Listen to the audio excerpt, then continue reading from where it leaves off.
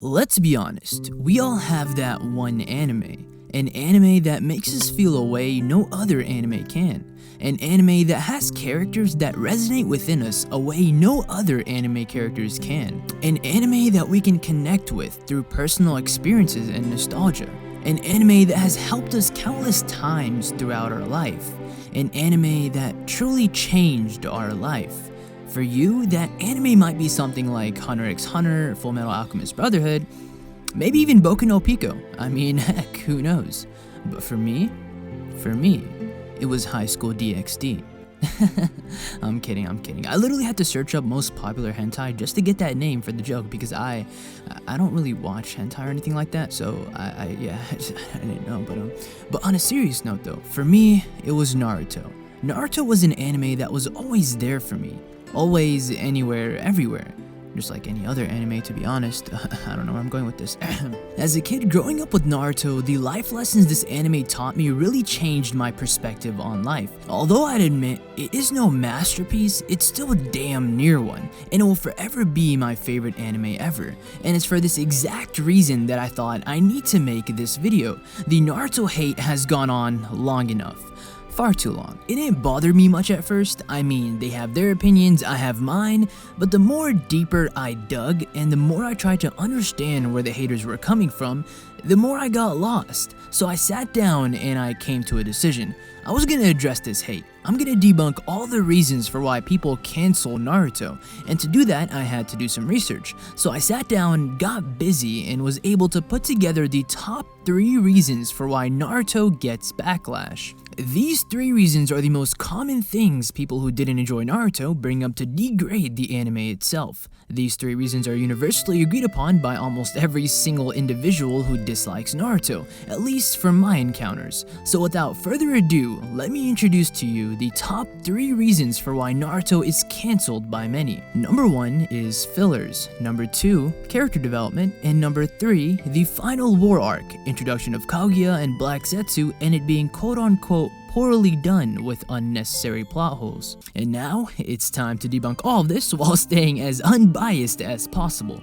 So let's just start off with the fillers themselves. The thing about fillers is that you have on one side the anime itself, and the other side you have the fillers. Now, they may come from the same source. However, to degrade an entire anime based off a single word called fillers doesn't make sense. And the reason for this is because while the fillers are about the anime itself, and they do contribute to the overall storyline, taking the aspect of fillers itself and saying because of the fact that there were too many fillers that were unenjoyable, again an opinion, cannot be a valid claim to downgrade the entire anime itself. That's like me saying, oh yeah, One Piece was good and all, but because out of the 1,000 episodes, 70 of them were filler. By the way, I'm not sure how many are filler, yeah, so don't hate on me for that, but and because I didn't enjoy the fillers, again an opinion, One Piece sucks.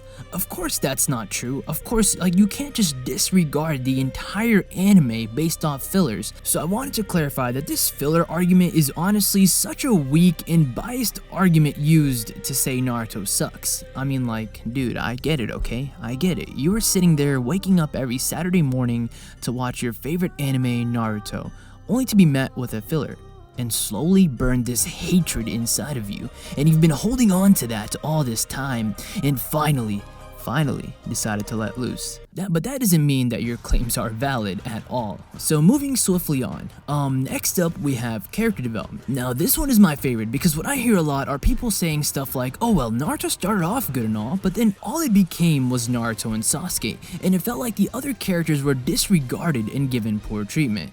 Now I want to make something clear here. When addressing character development, you have to understand what kind of story it is.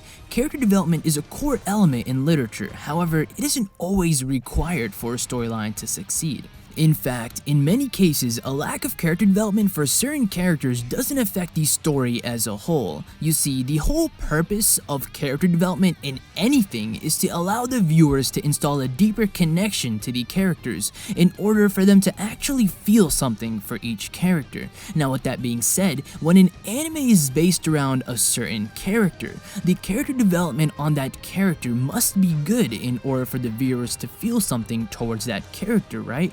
and that's why other characters that don't contribute much to the storyline can get by with slight character development, and Naruto is a prime example of that. Yeah, I mean, you're not wrong. The anime did tend to end up revolving around Naruto and Sasuke, and a lot of the other characters did miss out on some character development, but would that character development that they missed out on been crucial to the storyline?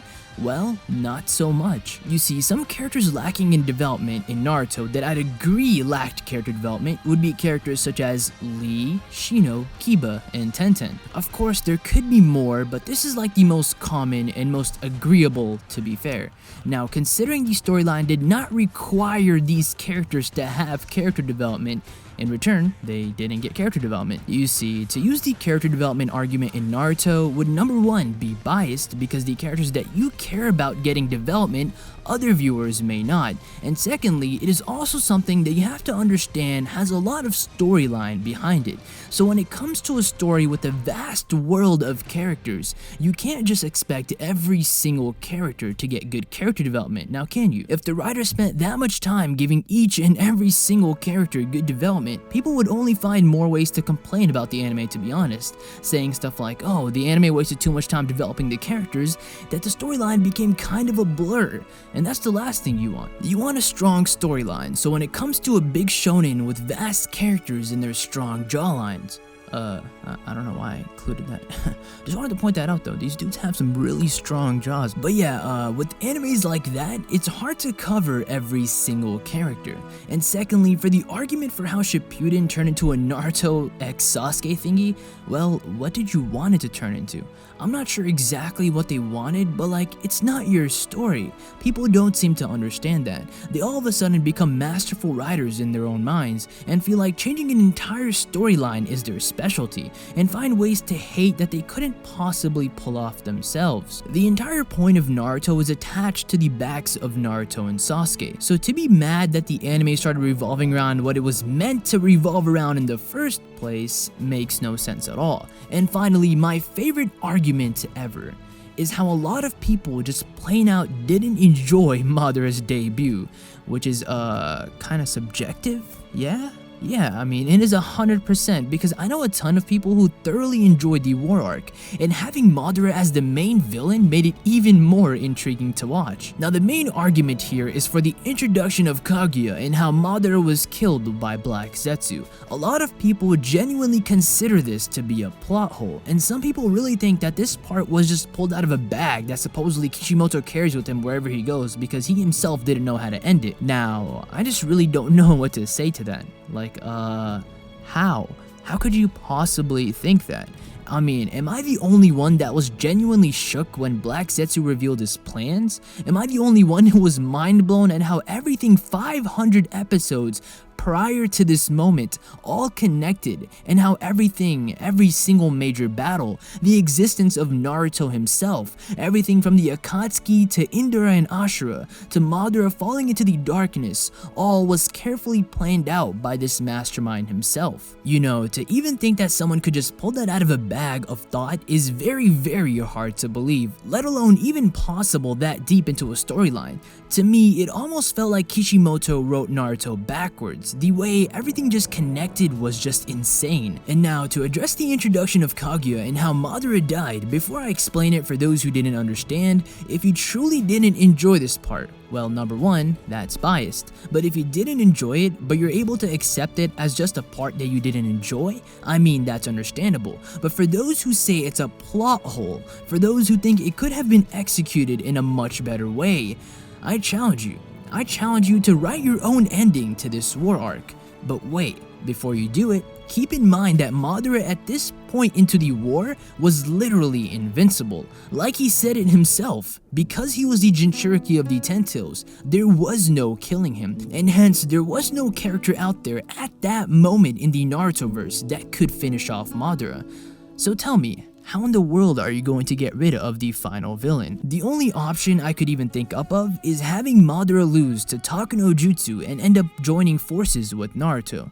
But let's be honest, that's not an ending anyone would like. So what better way than to finish off Madara with a plan that was carefully created before Madara's very existence. This was the only way Madara could have really even died in that moment in his verse. And you know, the thing is, the introduction of Kaguya can be hated on or liked, but at the end of the day, it's a biased point of view. Like for example, I personally enjoyed it, and I think it was needed and was a perfect plot twist, while others will disagree. But at the end of the day, we're both stating our opinions. However, one thing is for sure, to cancel an entire anime based off of an opinion makes your reasoning irrelevant, and that's why the whole argument of the introduction of Kaguya not being fun is not a reasonable reason to cancel the entire anime. Well, I guess that's me debunking the haters. Of course, I wouldn't be surprised if the haters still continue to hate. However, this was just to shed some light on the claims that they make, and to prove those claims to be mostly biased. And from an unbiased standpoint, those very claims become irrelevant. Well, I hope you guys enjoyed the video. If you guys did, make sure to smash that subscribe button if you're new. It genuinely means a lot, and it genuinely helps me out a lot more than you'll ever know. And drop a like. Definitely share this video around if you're a Naruto fan, as it'll mean much more to me than you'll ever know. And I guess till then, see ya.